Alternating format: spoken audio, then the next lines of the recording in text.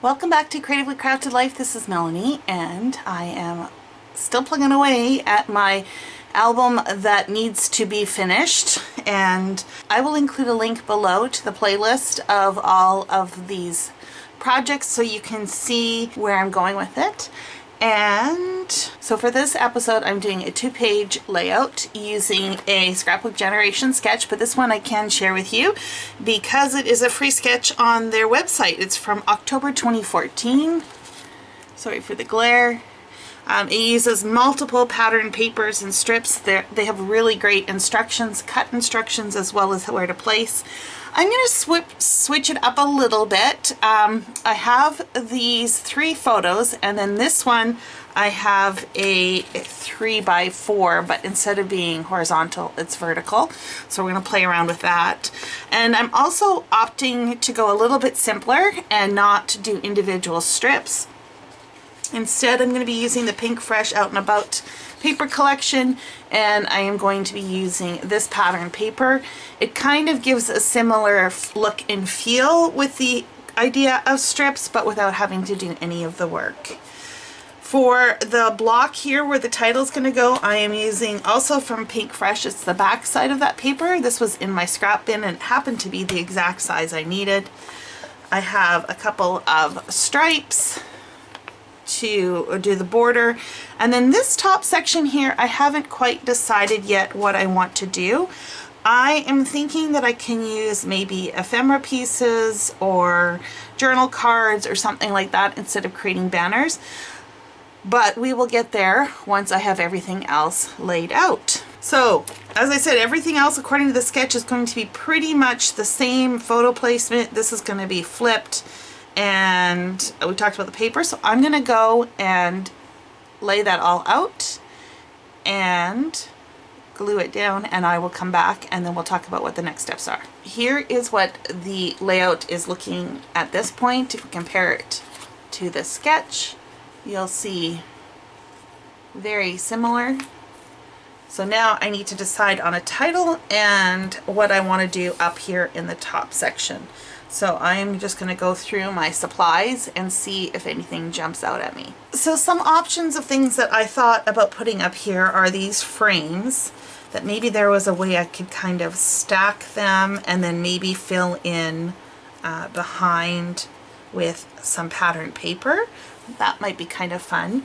Or, so another option is to use tags, and I'd probably have to trim these. Well, I would have to trim them to make them fit within the top, but that might be kind of fun.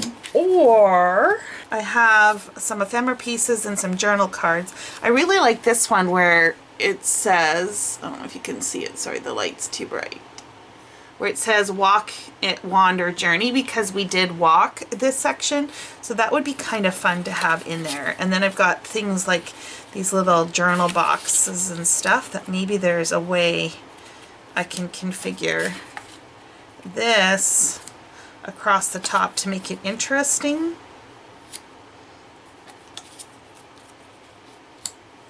Some sort of collage pieces. I don't know.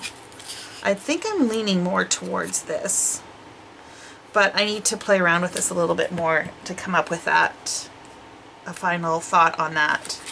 From the rest of my stash, I do like this camera and thought that might play well.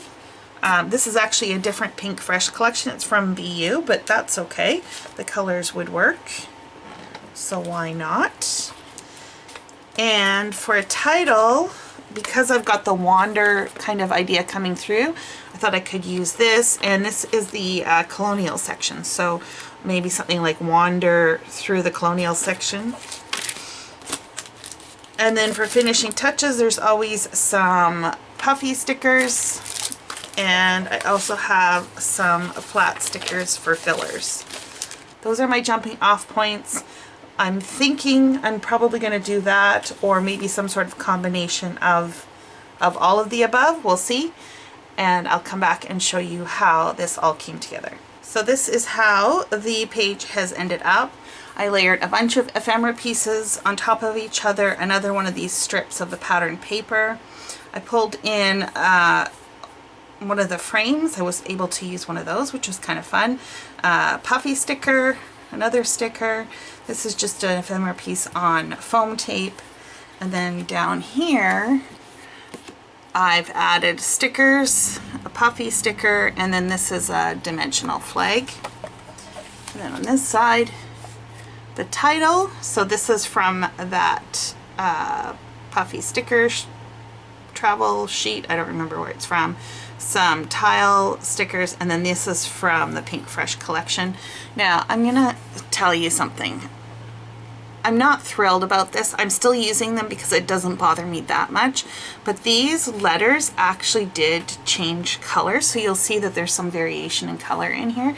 That's a little disappointing, especially for things that are going into scrapbooks. You would hope that they would not fade or change color like that, but I'm embracing it. I still think it works okay because there's so many different shades in here. It's all right. This was a tag from the ephemera pieces. I cut this travelogue ephemera piece. I just routed the corners and added it on top. Another little ephemera piece and an enamel dot to tie in the colors of that cluster with the others. So if we look at the original sketch again, a little bit different. I did not have this piece in this corner. I moved that up here.